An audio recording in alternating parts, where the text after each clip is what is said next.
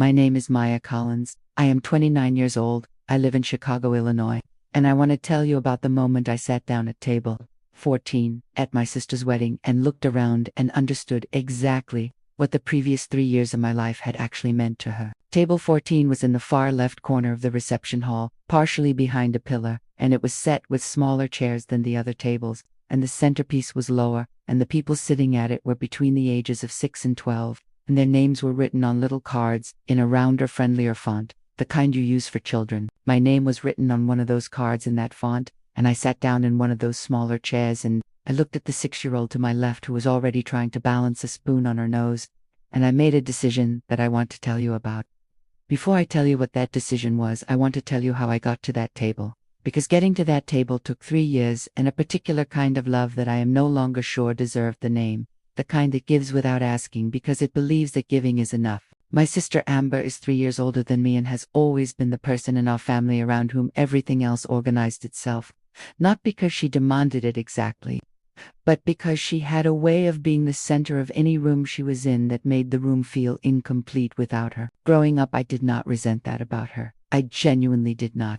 I loved my sister with the particular completeness that younger siblings love older ones, when the older one is charismatic and occasionally kind and the younger one has not yet learned to want anything for herself that conflicts with what the older one wants. Amber married young, at 24, to a man named Derek who was charming in the specific way that men who will eventually disappoint you are charming.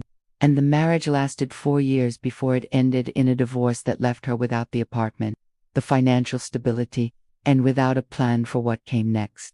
I was 25 when she called me to tell me about the divorce, and I was living in a 1-bedroom apartment in Wicker Park and making enough at my marketing job to be comfortable but not extravagant, and she said she did not know what she was going to do, and I said I would help. The help began as a bridge, a few months of covering her rent while she found her footing, and I told myself that was what it was, a bridge, temperate, the kind of help that has a natural endpoint, and for the first few months I believed that was true.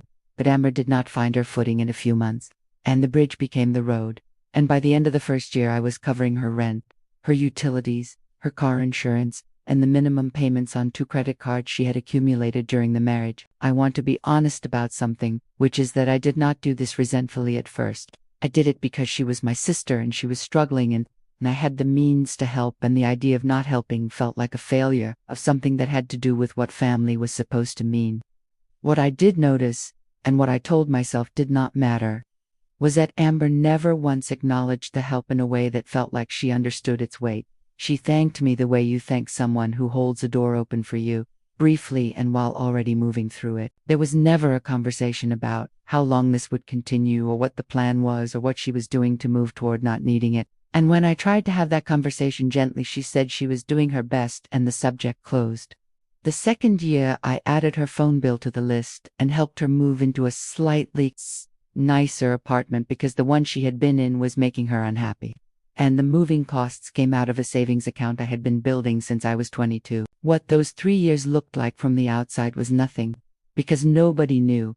Amber had not told our parents the extent to which I was supporting her, and I had not told them either because telling them felt like exposing her vulnerability that she had not asked for. I want to tell you something about what 3 years of invisible financial support actually does to a person. And I want to be specific about it because I think vague descriptions of giving too much are less useful than honest ones. And the honest description is this: it makes you smaller in the specific way that being unseen makes you smaller. Not dramatically, not all at once, but consistently and over time. Every month when I transferred the money, I told myself it did not matter that no one knew. I told myself that the giving itself was the point and that the acknowledgement was not the thing I was doing it for. And for a long time I believed it. And then, somewhere in the second year, I started to understand that I was making myself invisible inside my own family's story. I kept giving anyway because by that point stopping felt like a punishment I was delivering rather than a boundary I was setting. And I did not yet understand the difference between a punishment and a boundary, between something done to someone and something done for yourself. What that meant in practice was that our parents continued to see Amber as the one who was getting through a difficult time admirably, and the financial architecture of her recovery, which I had largely built and was maintaining monthly, was invisible to everyone except the two of us. In the third year, Amber met a man named Jason, and within 6 months they were engaged. and the engagement was announced at a family dinner to which I was invited. And I sat at that table and felt a small, cold awareness that the life being celebrated had been made possible in significant part by money I was still sending every month.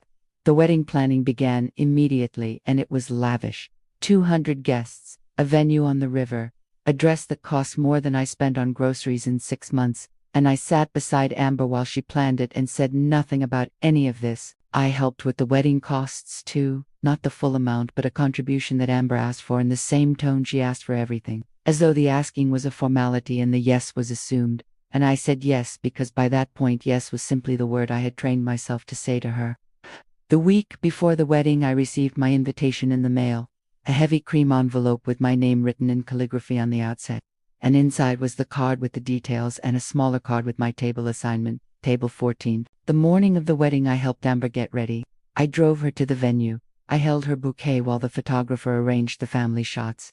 I stood in the correct position in every photo and smiled in the way that people smile when they have decided to be present and pleasant regardless of what they are feeling.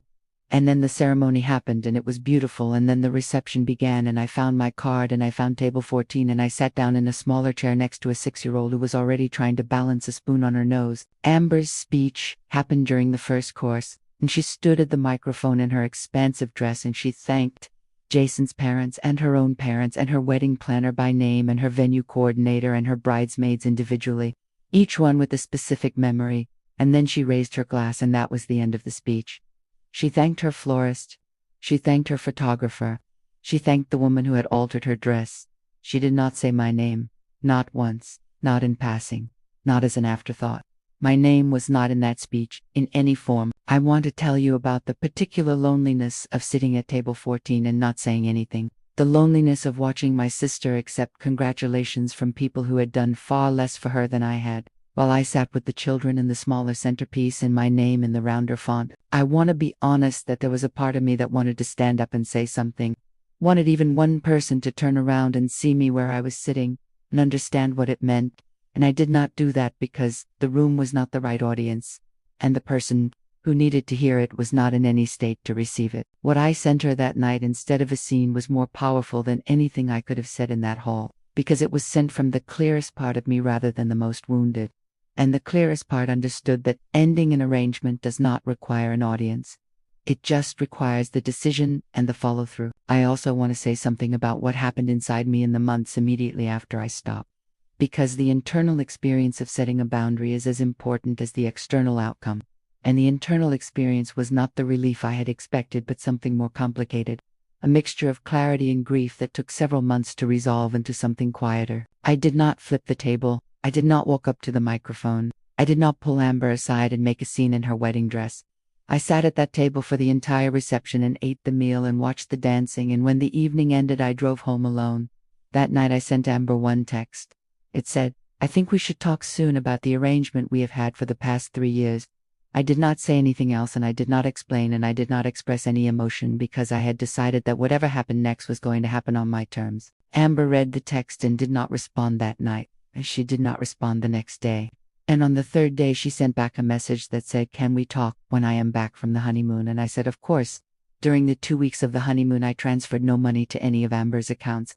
And when she returned and called me I answered and I told her calmly that I would no longer be covering her rent, utilities, car insurance, phone bill, or credit card minimums, and that this decision was final. She was quiet for a long time and then she said she did not understand. And I said, "I think you do understand. And I think you have understood for a while that what was happening between us was not sustainable. And the wedding showed me that it also was not valued." She said she had always been grateful. And I said gratitude that is invisible is indistinguishable from its absence. And she said I was being unfair. And I said I had been at table 14. And the line went quiet. Our mother called me 2 days later, and our father the day after that, and various family members called over the following week. And I said the same thing to each one, which was that my decision was made, and I was not going to discuss the reasoning with anyone other than Amber. Amber and I had not spoken properly in nearly 3 years before that coffee, and I want to tell you what 3 years of distance from someone you grew up with actually feels like, because it is not as clean as decisions look when you make them. I missed the sister I had invented for her, the one who would have stood up at a microphone and said my name, The one who would have called me after the wedding and said, "I cannot believe I put you at that table." And that sister did not exist. And grieving a person who does not exist is its own particular kind of grief. What I found in the absence of that grief was something I can only describe as the return of my own attention, the redirecting of all the energy I had been spending on Amber and her needs, back toward my own life, my own savings, my own friendships, my own future. I want to say something to anyone watching this who is currently giving more than is being acknowledged, who is currently wondering if the discomfort of stopping is worth it. And what I want to say is this: the discomfort of stopping is real, but it is finite. And the discomfort of continuing compounds. The return of your own attention is not dramatic when it arrives. It arrives as a series of ordinary mornings in which you wake up and the first thought in your head belongs entirely to you and has nothing to do with someone else's crisis. And those mornings accumulate into a life that is recognizably yours. 3 years after the wedding, Amber called me on a Sunday morning and her voice was different, quieter and without the assumption of yes underneath it, and she asked if we could meet for coffee. And I said yes, because I had decided I was not interested in permanent estrangement, only an honest relationship. We sat across from each other at a coffee shop near my apartment, and she said, "I have been thinking about the wedding for 3 years and I know what I did and I need you to know that I know." And I said, "I am glad you know." And I said what I needed was not acknowledgement. It was to stop participating in something that was costing me more than it was giving back. She asked if we could rebuild something, and I said yes. Slowly and honestly and without the old arrangement. And I believe she understood because the voice she used when she said it was the voice of someone who has had 3 years to sit with a consequence and has finally arrived at the truth of it. Subscribe to She Said Enough because there are more stories like this one. And if this story stayed with you, leave me a comment and tell me about a time you gave more than was acknowledged and what you did about it, because I read every single one and I want to know.